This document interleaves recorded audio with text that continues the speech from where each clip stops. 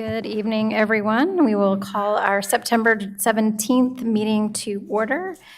Before we begin our meeting, we'll have a moment of silence. Before we do that, please make sure that your devices are turned off or silenced as to not impede the flow of business.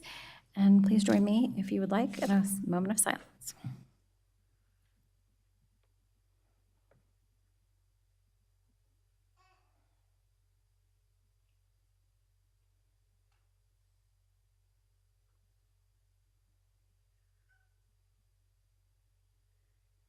Thank you so much. And now, if you are able, please stand for the Pledge of Allegiance.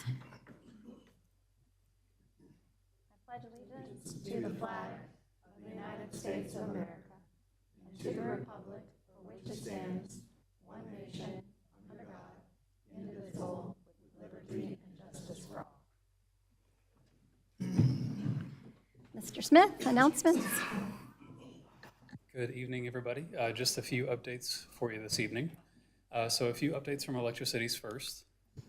We wanted to let everybody know that Electricities is currently switching over to a new billing system for Huntersville customers, which means the payment system they usually use to pay their bills will be unavailable until tomorrow night at 8 p.m. The new billing system goes live the week of September 23rd, and customers in Cycle 4 were affected by a shorter billing cycle in August, but there were no change to billing due dates and no late fees were assessed for those customers. If you're curious about more information on that switchover, we have a full press release on the homepage of our website. Also, we wanted to give a brief update on the outage that happened over the weekend. On Saturday, there was a widespread outage. It was caused by a fallen tree that downed 4 power poles. There were some accessibility issues getting to the poles to repair them. Due to development in the area, there was a 30-foot retaining wall in front of these poles, and so it was a little bit tricky for crews to get back in there and access the poles to fix them. But the power was back up and running about 8:45 p.m. on Saturday night for all customers, and we appreciate everybody's patience as those crews worked hard to restore the power for everybody. We also wanted to bring to everybody's attention, there's a few Red Line public meetings coming up. CATS is holding these meetings on the updated design of the Red Line. The first one will be Monday, September 30th from 5:30 to 7:30 p.m. at Camp North End Junior Achievement Reveal Room in the Keswick District at 1701 North Graham Street, Suite 100 in Charlotte. The next one will be Thursday, October 3rd from 5:30 p.m. to 7:30 p.m. at Cornelius Town Hall, located at 21445 Catawba Avenue in Cornelius. They are having a virtual meeting via the CATS YouTube channel on October 8th. And Thursday, October 10th, there will be one here in Huntersville, also from 5:30 p.m. to 7:30 p.m. at the David B. Waymer Recreation Center, which is at 14008 Holbrook's Road. A brief update from HPD, just a reminder that our National Night Out will be held October 1st at Huntersville Athletic Park behind the Recreation Center from 5 p.m. to 8 p.m., and we hope everybody will come out and join us. And then we also wanted to let everybody know the town was awarded a $240,000 grant from the United States Department of Transportation through its Safe Streets and Roads for All discretionary grant program. Huntersville's planning department will use the federal funding to develop a safe roads action plan. And if you're curious about more details, we put a full press release out on our website today about this. And as always, just a reminder, all the different ways you can connect with us and learn what we have going on. Visit our website, sign up for our newsletter, follow our social media pages, or download our app. Any questions? Perfect. Thank you.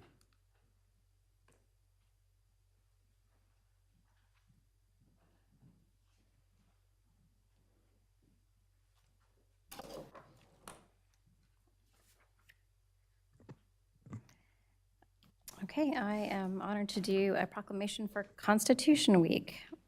Whereas September 17th, 2024 marks the 237th anniversary of the drafting of the Constitution of the United States of America by the Constitutional Convention, and whereas is fitting and proper to read, study, and preach the greatest document of human liberty and to protect the freedoms set forth in the Bill of Rights, and where it is fitting and proper to officially recognize this magnificent document and the anniversary of its creation, and where it is fitting and proper to officially recognize the patriotic celebrations which will commemorate the occasion, and whereas Public Law 915 guarantees the issuing of a proclamation each year by the President of the United States of America designating September 17th through 23rd as Constitution Week.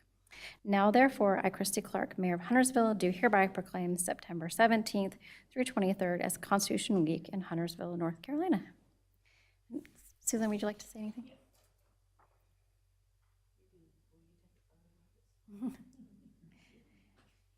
This is Susan Gammon. She is a representative from the Daughters of the American Revolution who asked us to do this proclamation. Thank you, Madam Mayor. You're very I'm welcome. honored to be here. You guys must not be talking about anything important because there's not hardly anybody here. But anyway, There's always important things, it's Susan. okay. We come here every year, the Daughters of the American Revolution, just basically to remind people about the Constitution and the fact that all the people back then in 1787 actually could agree on something, which seems to be hard to do these days.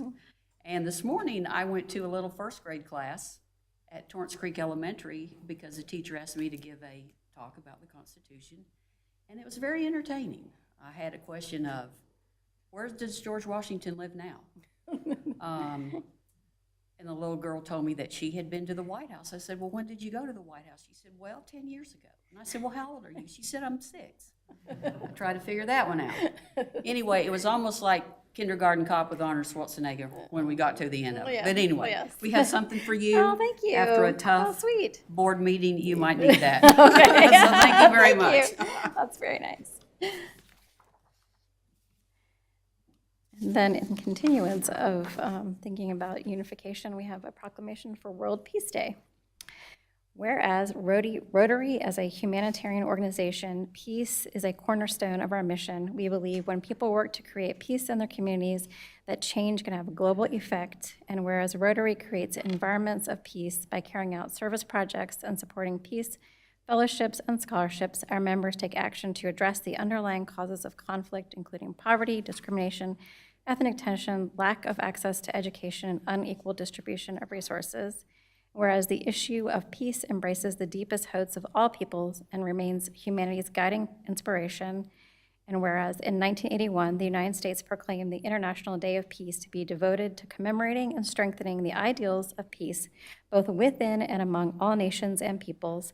And whereas the United Nations expanded the observance of the International Day of Peace in 2001 to include the call for a day of global ceasefire and nonviolence, and invited all nations and people to honor a cessation of hostilities for the duration of the day.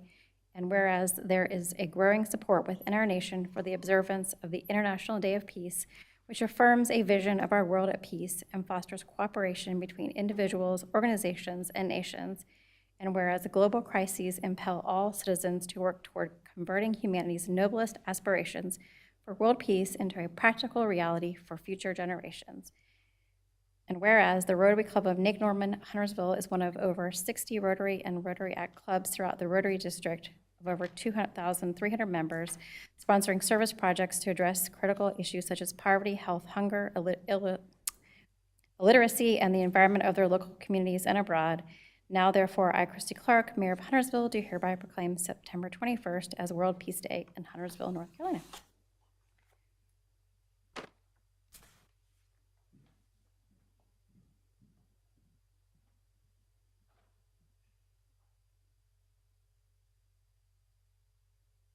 Any public comments today? And so we'll proceed with agenda changes and adoption of the agenda. I'll make a motion to adopt the agenda. May I have a second? Second. Any discussion? All those in favor, please raise your hand. Any opposed? The motion carries unanimously. And now may I have a motion for the adoption of the consent agenda? Motion to adopt consent agenda. And may I have a second? Second. Any discussion? All those in favor, please raise your hand. Any opposed?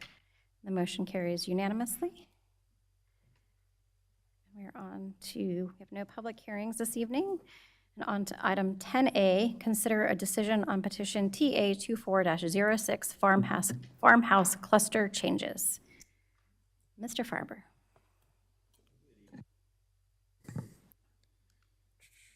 So I will submit my staff report into the record. And just a quick recap of what we are proposing. So for farmhouse clusters, we are proposing to require an 80-foot landscape buffer along the street frontage of these subdivisions.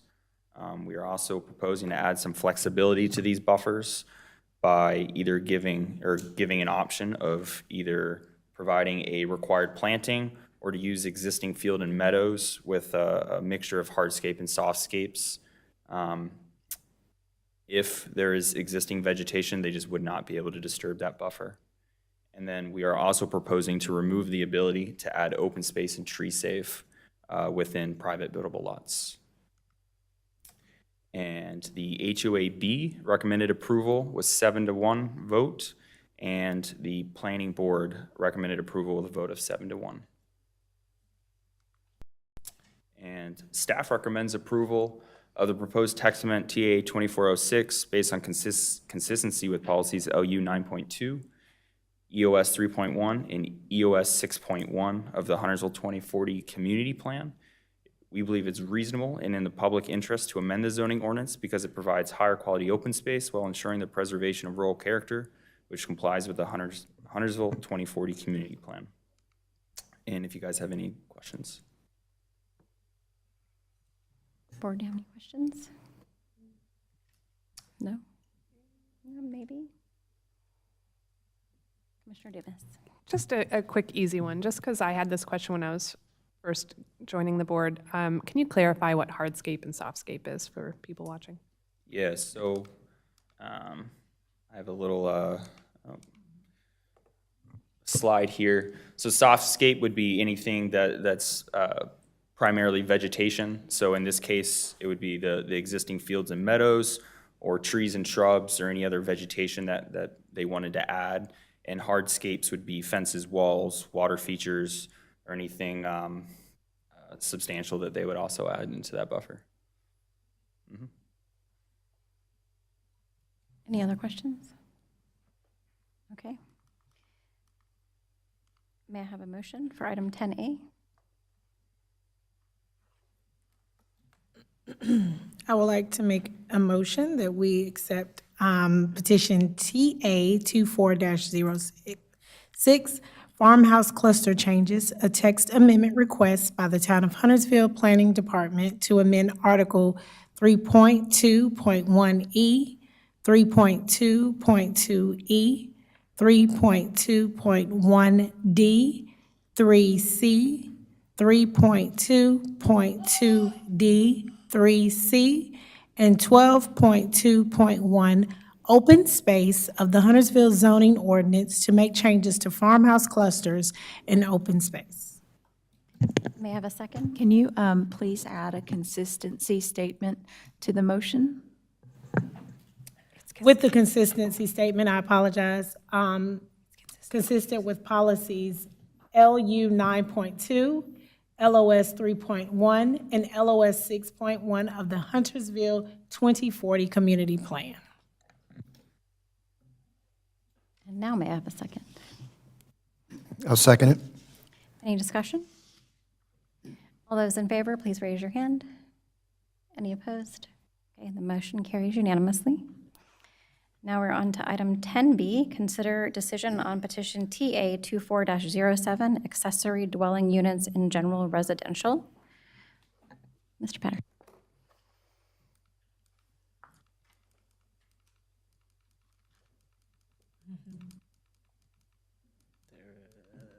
There we go. All right. Good evening, everyone. I'd like to put my staff report in the record for TA 2407. This is a text amendment regarding accessory dwelling units in the general residential zoning district. Currently, ADUs, or accessory dwelling units, are a permitted accessory use with conditions in all residential districts. In the general residential zoning district, there is a separate condition that is different from all the other residential districts, that the accessory dwelling must be used by a related person. Staff is recommending removing that phrase, to be consistent with all other residential districts.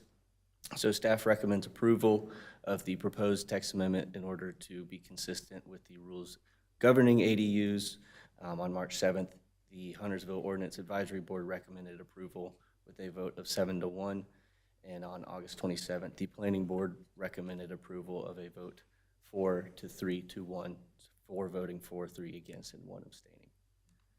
So happy to answer any questions. Board, any questions? Commissioner Dumas? So there are all ADUs in GR already. Do we currently require registration? We do have that in the ordinance. We traditionally have not registered them, but we are going to start registering them going forward. That'll help with tracking. Correct, so we can track, yes.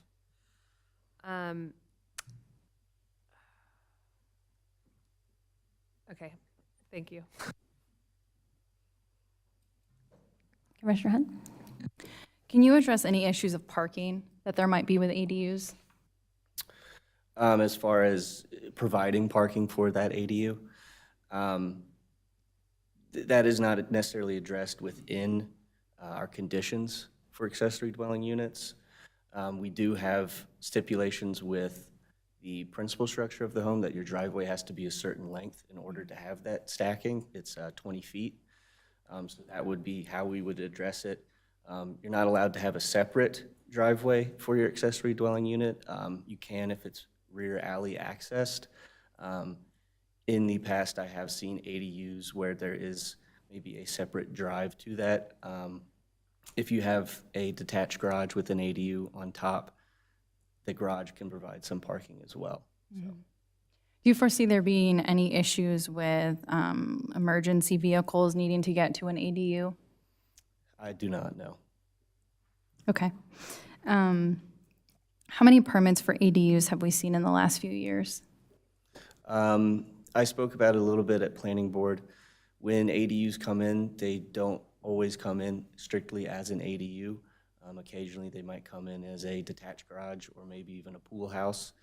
It's then the determination of us, and hopefully the applicant will disclose us that it is an ADU. So when going back looking at permits, it's roughly about 20 within the past 5 years that we can track. Okay, okay. And then I believe, Ms. Sloop, you had some information to share. Is that correct?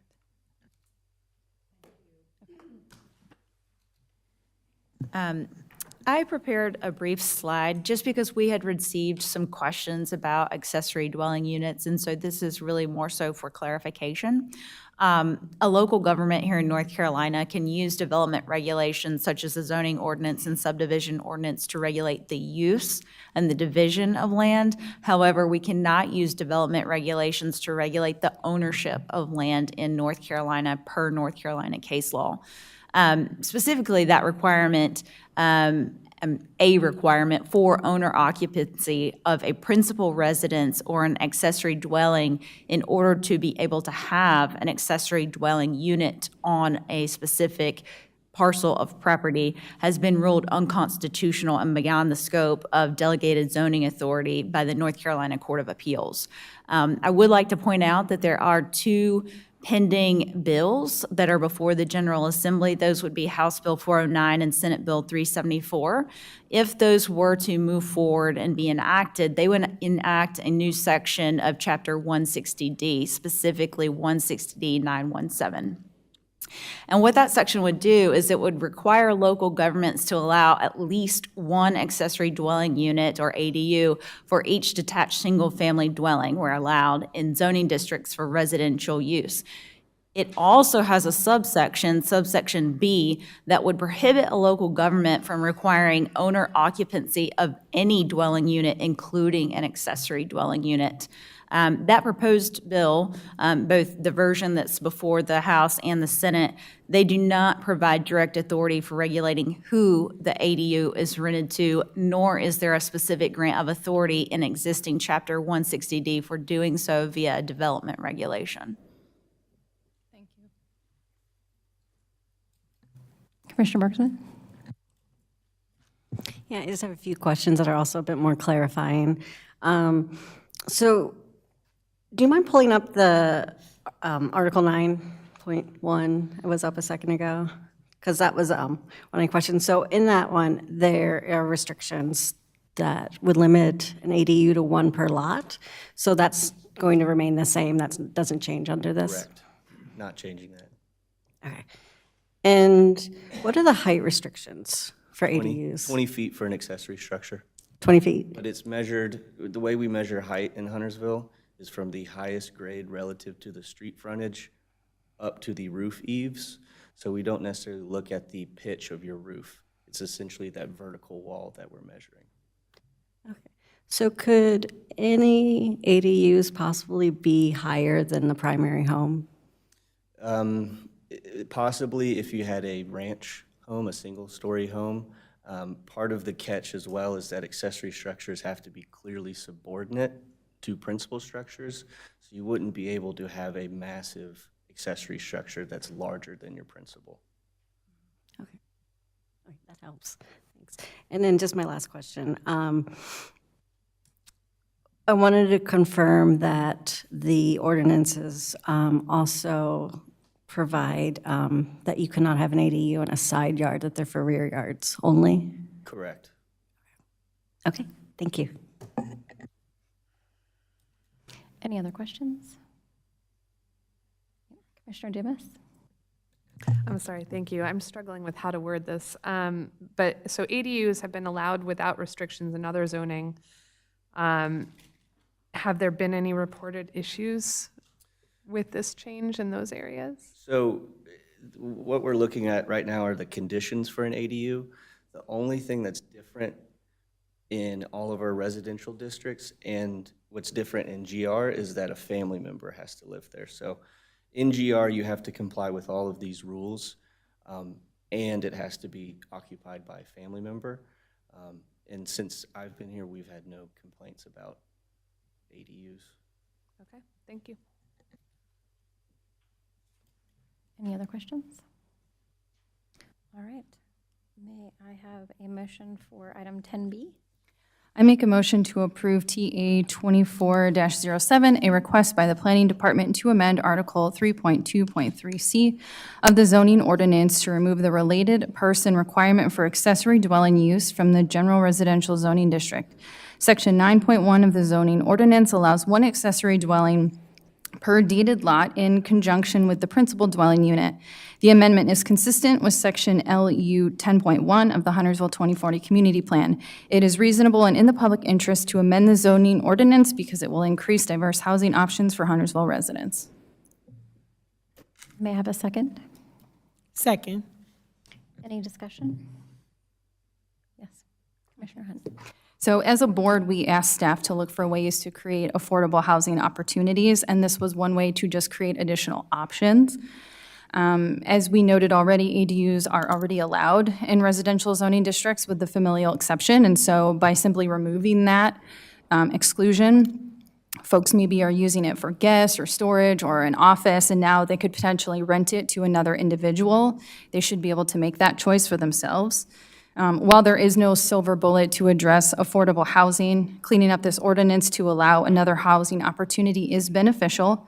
It's a prime example of missing middle housing. It can create opportunities for folks who want to downsize, folks who don't want to purchase a single-family home, can't afford to, et cetera. Great option for folks entering the housing market, as well as the aging population who, these homes typically don't have stairs or steps. They're also good for the environment because they use less resources and less energy. They do not contribute to suburban sprawl, which we see a lot of in town.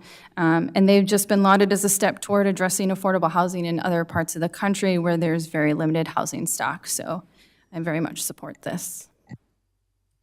Any further discussion? Commissioner Bursman? So some of the conversation around this has been in regards to corporate landlords. And I did want to mention that before we vote, because I do feel across the country, that is something that a lot of communities are struggling with, and with especially the larger corporate landlords, taking away from what's available, particularly in regards to naturally occurring affordable housing. So I kind of did a bit of a deep dive, and I wanted to bring up one thing, which is didn't think I'd be mentioning this, but the AARP, of which I will soon probably be eligible to be a member of, has a lot of information on their website. And it includes guidance for both local, state, and federal governments in regards to ADUs. And I found it striking that, they're one of the biggest supporters of, increasing opportunities for ADUs. And they've included as part of a larger strategy to address the senior housing crisis. And I just want to encourage, for those who, are paying attention or listening and are interested in this topic, that is an interesting source of information worth checking out. Any other discussion? Commissioner Dumas? I went a little bit back and forth on this ordinance change, and I just want to. I will be voting yes. I do believe with Commissioner Hunt in regards to this is one more option for affordable housing in town when we're trying our best to find all the options. And I did have concern in regards to what Commissioner Bergsman talked about with the corporations. But that's beyond our control, unfortunately. But I'm happy to see that at least our legislature is discussing that. And I'll, as a civilian, be lobbying and working towards making that happen. Any further discussion? All right, all those in favor, raise your hand. Any opposed? Okay, the motion carries unanimously. We're on to item 10C, consider decision on petition TA 24-08, family care home. Mr. Patterson. Good evening. I'd like to put my staff report in the record for TA 2408. This is regarding family care homes. Family care homes are currently allowed by right in every residential district in Huntersville. Quick definition, this is the definition of family care homes. Quick summary is a home with support or supervisory personnel that can help provide personal care to people with disabilities. The origins of this text amendment is that there is a stipulation at the bottom of the definition that no new family care home is permitted within a 1/2 mile radius of an existing family care home. Staff is proposing to update the definition to simply specify where that family care home's 1/2 mile radius is measured from, added the language measured from the nearest property lines, and there's also small updates to match state statutes with the verbiage. Staff recommends approval of the proposed text amendment as it clarifies where the 1/2 mile radius of a family care home is measured from. March 7th, the HOAB recommended approval of TA 2408 with a vote of 8-0, and the Planning Board recommended approval as well with a vote of 8-0. Happy to answer any questions. Any questions? No questions? Okay. May I have a motion for item 10C? Just before I make the motion, I wanted to bring up, because during the public hearing and afterwards, I had asked about the possibility of reducing the radius from a 1/2 mile to a 1/4 mile, and I actually was prepared to have a motion to that effect until I realized that would require going back, and Emily, correct me if I'm wrong, going back and requiring a second public hearing. So the motion I have is as written, but I just wanted to, make sure there's an opportunity with the rest of the board is fine with that. Okay, so I'd like to make a motion to approve Amendment TA 2408, based on the amendment being consistent with the policies of the Huntersville 2040 Community Plan and its compliance with state statute. It is reasonable and in the public interest to amend the zoning ordinance because it will provide further clarification to the language. May I have a second? Second. Any discussion? All those in favor, please raise your hand. Any opposed? The motion carries unanimously. Item 10D, consider decision on petition TA 24-09, building separation. Mr. Patterson. I'd like to put my staff report in the record for TA 2409. This text amendment regarding how building separation is defined within our ordinance currently is defined as building separation, and all principal structures must preserve a minimum building separation of 10 feet and accessory structures 4 feet. This text amendment proposed by staff will add new language to align with building code standards. So the definition will be changed to fire separation distance to closer align with what building standards is. When I say building standards, I should specify North Carolina State Building Code requirements or the NC Residential Code requirements. So we will remove the strict 10 feet and 4 feet and just simply align with the North Carolina State Building Code. It's going to simplify our ordinance and then allow some more flexibility in site design for people on their site. We are also adding the definition of fire separation distance. This is directly from the North Carolina building codes. Quickly, this proposed language is not going to remove any sort of setbacks for homes or setbacks for accessory structures or any sort of other zoning requirements, in Mecklenburg County, we'll still review and inspect all structures for applicable fire separation distance during the construction process. Staff recommends approval of the proposed text amendment as it simplifies our ordinance by deferring to North Carolina State Building Code. The Huntersville Ordinance Advisory Board recommended approval with a vote of 8-0, and the Planning Board recommended approval with a vote of 8-0 as well. Happy to answer any questions. Any questions, board? No questions? Okay. May I have a motion for item 10D? Mr. Walsh? I'd like to make a motion to approve petition TA-24-09, building separation text amendment request by the Town of Huntersville Planning Department to amend Article 8.10 and Article 12.2.1 of the Huntersville zoning ordinance to closer align the town's rules regarding building separation to the North Carolina Building Code and the North Carolina Residential Code standards. The text amendment is consistent with Section LU 10.1 of the Huntersville 2040 Community Plan. May I have a second? A second. Any discussion? All those in favor, please raise your hand. Any opposed? The motion carries unanimously.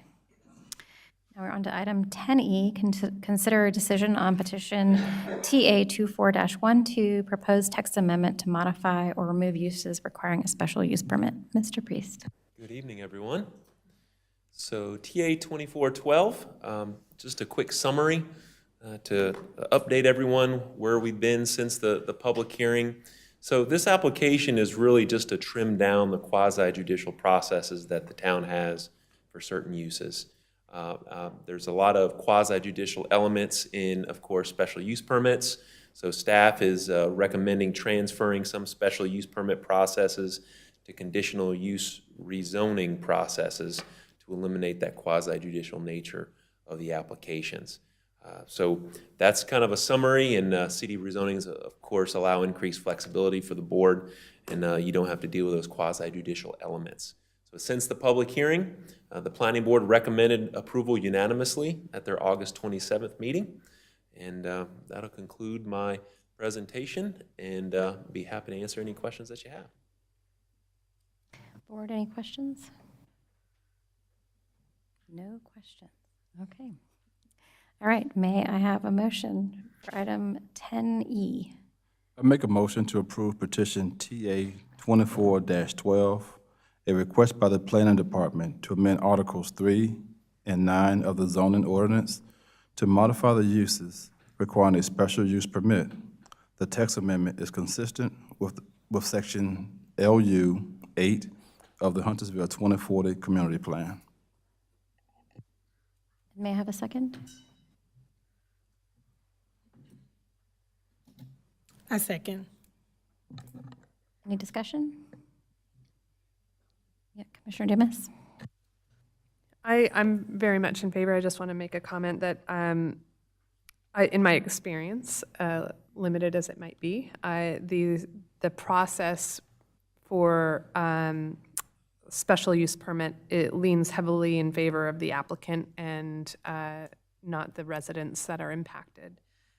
So I'm very excited that we're making this change. Thank you. Commissioner Bursman? Yeah, actually, mostly it was just an echo of what Commissioner Dumas said, that I feel this is going to be more beneficial for our residents. So I appreciate the work that staff has done on this. I agree. And, all right, all those in favor, please raise your hand. Any opposed?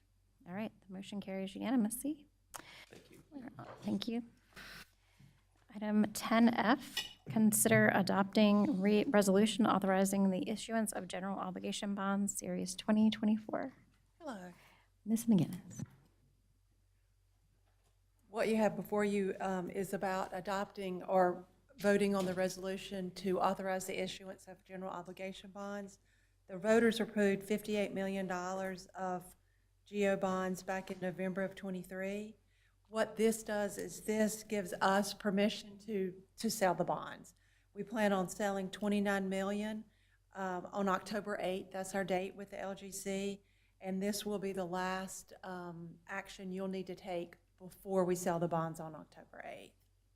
And we are AAA rated, I think, right, with S&P and with Moody's. We just went through that. So does anybody have any questions? Any questions? No questions. All right. May I have a motion for item 10F? Make a motion to adopt the resolution authorizing the issuance of general obligation bonds, Series 2024. May I have a second? Second. All those in favor? Oh, please, well, discussion. We're rolling along here. I'm ready to wrap it up. Any discussion? All those in favor, please raise your hand. Any opposed? All right, the motion carries unanimously. And then item 10G, consider adopting capital project ordinance for the 2024 Transportation General Obligation Bond in Parks and Rec. Ms. McGinnis. Yes, this is how we will fund the projects. So we've got $25 million in transportation projects and $4 million in Park and Rec. And this just lists the different projects that we plan on working on, and so we can get to work. Any questions? All right, may I have a motion for item 10G? I make the motion to adopt the capital project ordinance for the 2024 Transportation General Obligation Bond of $25 million and the 2024 Parks and Recreation General Obligation Bond for $4 million issue. And may I have a second? Second. Any discussion? I just want to say thank you to the voters who voted these bonds in last year. They will do great things for Huntersville, and I'm looking forward to all the great things that come out of these bonds that voters put their trust and faith in the town of Huntersville to do, and can't wait to see all the good things that come. So all those in favor, please raise your hand. Any opposed? And the motion carries unanimously. We're on item 10H, consider approving AT&T letter of agreement for custom work and estimate of actual cost. Mr. Lukor. Good evening. This work is in conjunction with the conversion of overhead lines on Gilead Road between the post office and the elementary school. AT&T has lines on our poles, and they would need to convert theirs to underground as well. We have contacted them, and they have given us a price to do that work, and we would appreciate your consideration and approval to allow that work to move forward so that we can complete this project. Board, any questions? All right. May I have a motion for item 10H? I make a motion to approve the letter of agreement with AT&T for the conversion of overhead utility lines to underground on Gilead Road. May I have a second? Second. Any discussion? All those in favor, please raise your hand. Any opposed? And the motion carries unanimously. Now we're on to item 10I. Consider approving budget amendment appropriating electric fund balance in the amount of $450,000. Mr. Luther? Again, the original scope of this underground project did not include this section or the expense of burying AT&T's line, so we're requesting a budget amendment to fund the construction to put these lines underground. Any questions? Yeah, Commissioner Rivers. Do we happen to know how long this project will take, once it has been approved, or if approved? Do we happen to know a timeline? We have asked that question, have not received an answer from AT&T. Our goal at this time is to complete this work by Christmas or the end of the year. Any other questions? All right, may I have a motion for item 10I? I would like to make a motion to consider approving the budget amendment appropriating electric fund balance in the amount of $450,000 for the contract to remove AT&T aerial cables from Gilead Road. May I have a second? A second. Any discussion? All those in favor, please raise your hand. Any opposed? And the motion carries unanimously. Item number 11, closing comments. I'll start with you, Commissioner Rivers. Commissioner Walsh? No, ma'am. Commissioner Dumas? Commissioner Bergsman? Commissioner Quarles? Commissioner Hunt? All right. Item number 12, may I have a motion to adjourn? Make a motion to adjourn. May I have a second? Second. Any discussion? All those in favor, please raise your hand. Any opposed? Motion carries unanimously.